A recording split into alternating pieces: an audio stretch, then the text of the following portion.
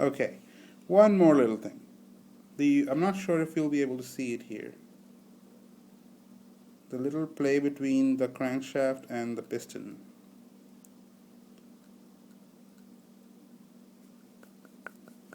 And the noise. I'm just oscillating the engine just a little bit.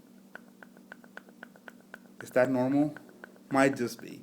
Maybe I just bumped it right now in my hand, and it made this noise, so I just started inspecting it, trying to see if once it starts going, it's not that big of a problem. I'm hoping it's normal.